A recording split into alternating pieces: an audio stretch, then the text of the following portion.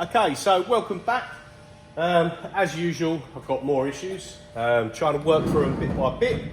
Sometimes I do like making videos, but sometimes things just drag on, and it's one thing after the other. But what can you do? In for a penny, in for a pound. So we've got this replacement spindle in there that I nicked off the VF0E. Now, it's back in there, it's machining, it's good. Now this is one of the ops of a part I'm doing. So it's nice. I think the Z bearing might have a bit of play in it, but it's still a nice finish. I've just done these for a customer, some brackets, and I've just run another one because I'm trying to figure out this issue. So anyway, everything there is good size-wise, good finish-wise. I'm happy with all of it. But when this roughs out this material, and when I say roughs out, this is not a super speed machine. I'm not roughing fast. I'm like 1800 millimeters a minute, 1.5 mil width of cut at 19 mil depth of cut, with a 12 mil end mill, and then it does the same pretty much with a 16 mil end mill all the way down at 37 mil depth of cut. It's not roughing hard. There's like 30% spindle load, and I even think that's a bit excessive, to be fair. I don't think that's very correct, the spindle load on there. But either way, the tools are getting stuck.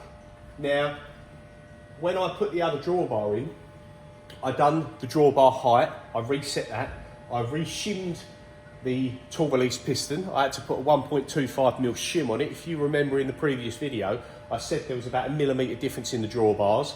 So I went through the proper procedure and I added a shim in there. I've adjusted the switches so that they do everything they're meant to do, and they open, the drawbar open, drawbar closed when they should be. I've changed the exhaust, bronze sintered muffler on there. We've got the correct pre-charge. We've got 85 PSI at the regulator. Everything is good, but they're getting stuck to the point where I'm having to just take the mallet on the tool and sort of, you know, not softly, but I haven't got to beat it, not to the point where I'm worried about I'm going to do damage to the tool or the bearings, but I've got to give it a tap. If not, it gets to the tool change position, and obviously it releases the first clamp switch, but it never reaches the unclamp switch because the tool doesn't do that initial, I don't know, maybe it's about a 3 to 7 mil eject to know that it's come out of the taper before it actually raises. If not, obviously that's when you get problems and you start ripping your tool changer plate off. So it's not causing me grief in the sense of going to damage the plate because the switches are doing what they should do and it's alarming out when it should alarm out.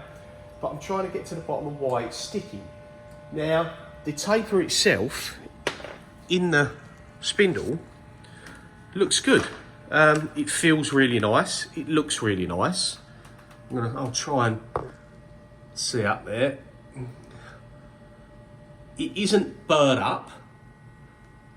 There isn't any rough spots. There isn't any high spots. Now, I haven't, like, engineers blued it or got into anything like that, but it seems good. But one thing that I have noticed, I got a price from Haas for a drawbar before I knew the spindle had the float in the bearings going up and down. And Haas sent me a quote.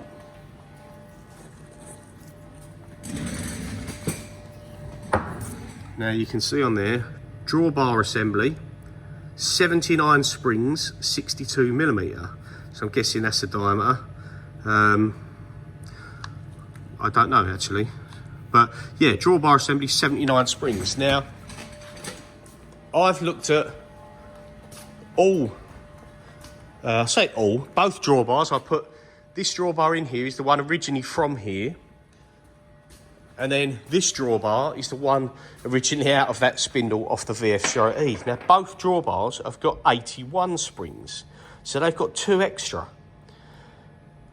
Now, if it was just the VF3 that had 2 extra, I'd be inclined to say maybe someone's done it wrong, put 2 more springs in, thinking it will be better, stop any movement or anything like that.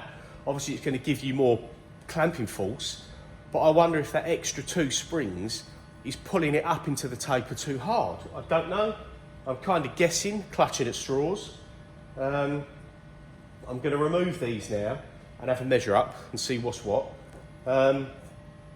I just made myself almost like a little valve compressor tool, because we need to get like the little locking collets out of there, so we need to be able to compress this outside shoulder down and still get to them. So we put that on there, compress it, and then we'll be able to get the collars off.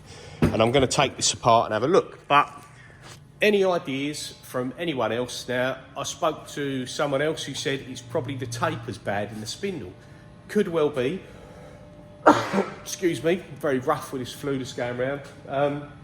It could be that the taper's bad in the spindle, but I don't know. Is it the fact it's so lovely, shiny and smooth, and it's worn, that it's just sticking too much? It could well be the case, in which case there's not a lot I can do, because yes, I can use the machine like this. I can put it on optional stop, and before a tool change, give it 2 taps, and then it will do the tool change. But that's not how I need it to be. I need it to be able to just crack on and work without any worry of it getting stuck.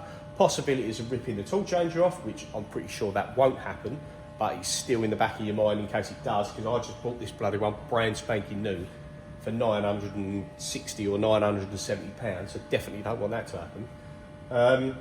So yeah, just kind of asking for your guys' opinion.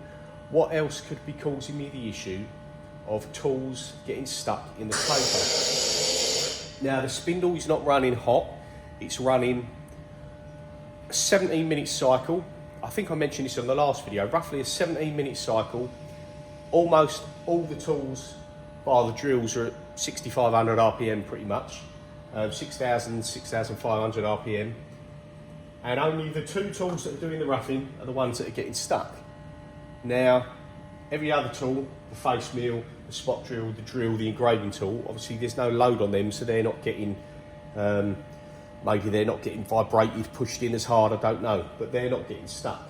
So again, we've got the correct air, the switches are adjusted properly, the tool release piston drawbar height is set and shimmed correctly.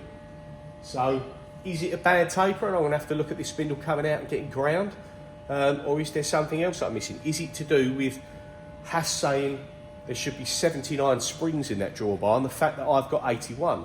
Is that an issue? Wonder if any of you guys know. Maybe you could help me, give me a shout, let us know what you think, and I'll keep cracking on, and if I come solve the problem, I'll let you know. Cheers for watching, see you soon.